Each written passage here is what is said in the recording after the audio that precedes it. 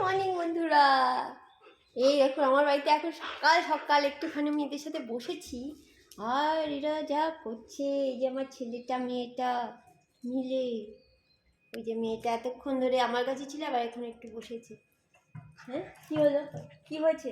হ্যাঁ আরে আমার এটা ছিঁড়ে যাবে, দেখো দেখো দেখো কি করছে, ছিঁড়ে যাবে। হ্যাঁ হ্যাঁ হ্যাঁ আদর করো, আদরে আদরে ভরিয়ে দাও পুরো খোকা। এখানটা লেগে গেছে আমার ঠোঁটে, কি যে করিস না চিন্টু।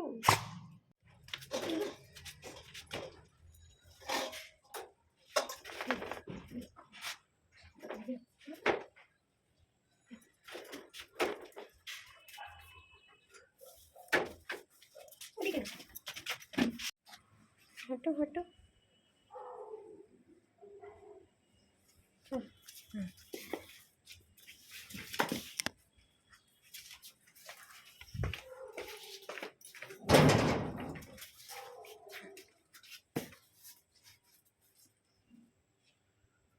দেখতেই পাচ্ছেন ওর হাঁটার কন্ডিশনটা আগের থেকে একটু বেটার বলে আমার মনে হচ্ছে।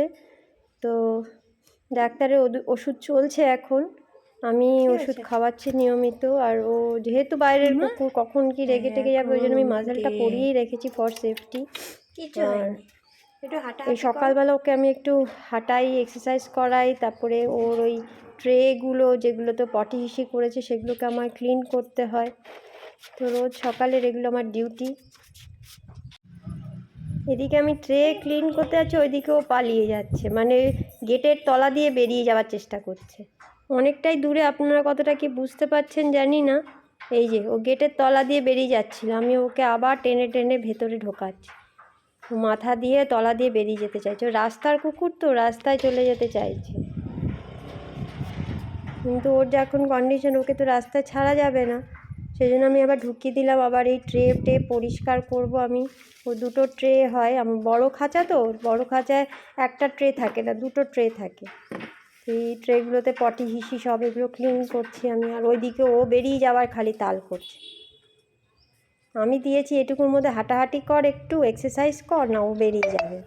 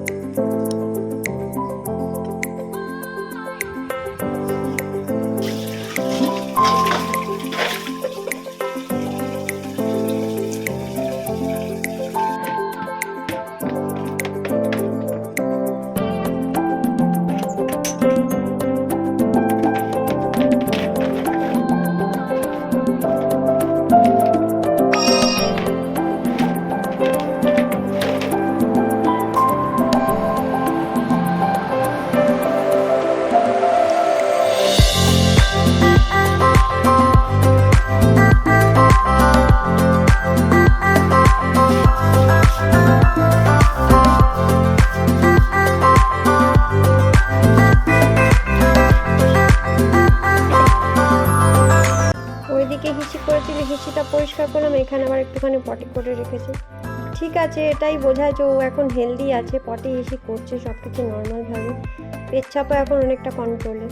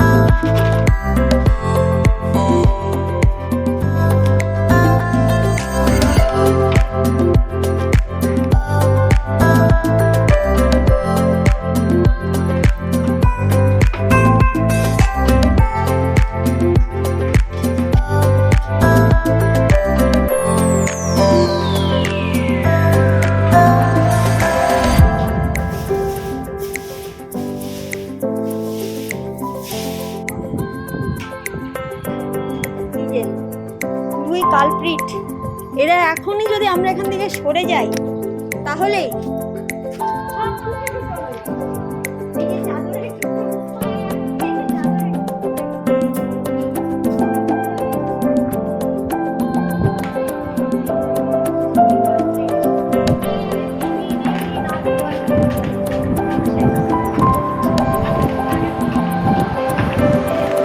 আরে বাস শান্তদি আজ মুডে এসে গেছে।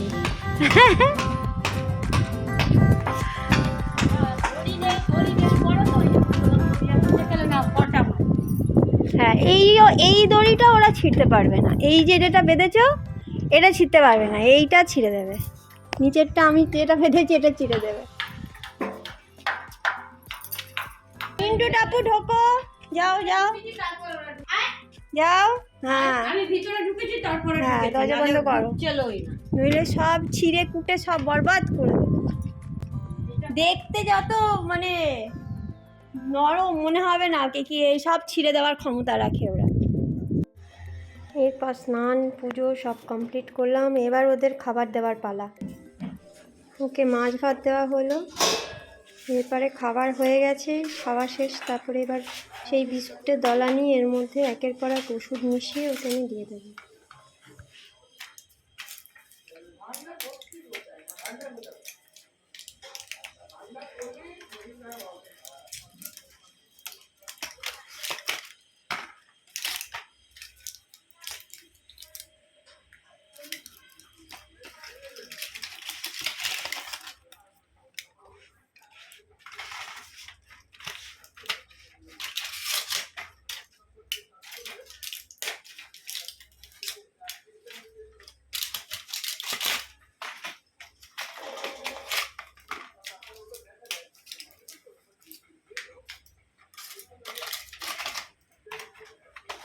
কারোর প্রাণ বাঁচানো এত সহজ নয়, দেখতেই পাচ্ছেন। ঠিকমতো কাজ করলে এগুলো রেগুলার আমাকে দুবেলা ধরে ধরে খাওয়াতে হয়, তারপরে খাওয়া দাওয়া হাগু ইস্যু পরিষ্কার সব কিছু।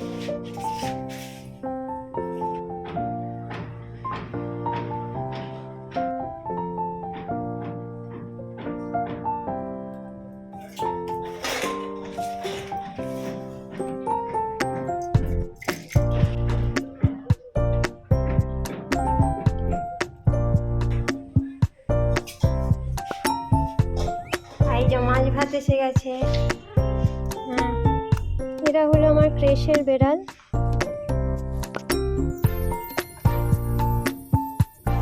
মাসি কালকে দুর্দান্ত একটা পনিরের তরকারি বানিয়েছি, মানে এত ভালো পনিরের তরকারি, মানে খেয়ে আমার কোনো মাছ কোনো মাংস আমার কিছু খাওয়ার কোনো ইচ্ছা আর ব্যাপারে চলে গেছে, এত ভালো পনিরের তরকারি হয়েছে। এবার কথা হচ্ছে তুমি কি বলছিলে বলো, মাছ পনির কিনে আনা বানানোর গল্প। কিনে আনাটা সহজ জিনিস, কাটলাম কড়াই দিলাম হয়ে গেল। আর আমি যে খাটনি করে বানাচ্ছি আমার কি লাভ? কি লাভ? সত্যি তো কোনো লাভ নেই। আমার খাটনি করে হলো না, টেস্ট হোক যাই হোক, খাটনি করে আবার পয়সা বেশি চলে যাচ্ছে ওখানে, পয়সাও কম, আবার এদিকে টেস্ট ভালো টেস্টি জিনিস মানে এক প্যাকেট দুধে একটা হবে 200 হবে, এক প্যাকেট দুধে 200 পনির হয়ে গেছে। আর নর্মালি আমরা 90 টাকা দিয়ে একটা পুরো প্যাকেট কিনে, ওটাতে 200 তো থাকেও না, আর 200ই থাকে। ওরকমই থাকে। তাহলে এক প্যাকেট দুধ মানে হচ্ছে আমাদের অনলাইনে ব্লিঙ্কিটে 29 টাকা, বাজারে 30 টাকা। 30 টাকা দিয়ে আমি 200 গ্রাম পনির বাড়িতে বানিয়ে ফেলছি। হ্যাঁ, আর কোনো একটু গ্যাস পোড়াচ্ছে সামান্য। আর সেখানে আমরা বাজার থেকে পুরো ওই 200 গ্রাম পনিরই কিনছি 90 টাকা দিয়ে। হ্যাঁ, আর প্লাস সেটার টেস্ট ঘরের পনিরের মতন হয় না, ওর মধ্যে সব কিছু দেয়, মেলাওয়াট করে। হ্যাঁ, মিলাওয়াট থাকে ওর মধ্যে, অনেক কিছু ভুলভাল মিশিয়ে দেয় দিক বা কিছু দিক দেয়, হ্যাঁ। দিয়েই করে, সেজন্য ওর স্বাদটা থাকে না, নাহলে থাকবে না কেন? অত ভালো প্যাকেট, অত সুন্দর জমানো। সেটাই হচ্ছে কথা। বাড়ির যে ফ্রেশ কালকে মাসি যা পনির বানিয়ে দিয়েছে, আমি খেয়ে পুরো ফিদা। মাসি এত কষ্ট করে বানিয়েছে, সেটাই মাসি বলছে মাসির কি লাভ হলো। আমি মাসিকে বলেছি আমার ব্যবসাটা দাঁড়িয়ে গেলে আমি একটা জমি মাসির নামে দান করে দেব। মাসি বলছে ততদিনে মাসি থাকবে না, ততদিনে কে কোথায় থাকবে সেটা কেউ জানে না, কিন্তু আমার ব্যবসা যদি দাঁড়িয়ে যায়, আমি সেই চেষ্টা তো করছি। আমরা সবসময় আপনারা করি তোমার সবকিছু দাঁড়িয়ে যাক, বা ব্যবসা বাণিজ্য যা কাজ করছো সব ভালো চলুক। ঠিক আছে, এই জন্যেই আমি এখনো টিকে আছি এনাদের খাবার দাবার খেয়ে, আর এই যে শান্তদির সাহায্যে। শান্তদি যে আমাকে যে কতটা, এই যে মাসি আর শান্তদি এরা হচ্ছে আমার দুটো কি বলবো চাকা, আমার গাড়ির দুটো চাকা। এই দুই চাকা ছাড়া আমি বিছানায় পড়ে যেতাম। দাঁড় করিয়ে নিয়েছি, ওই দেখো ওই যে হাতিকে আদর করছে। আজকে বকেছি ওরে, দেখেছি আসিনি। হ্যাঁ, দিচ্ছি। শান্তদি পয়সা চাইছে, ওই কেন পয়সা চাইছে বলতো, আমার ভিডিও করতে আমার বেড়াল কুকুরের জন্য মাছ মাংস আনবে, সেটার জন্য।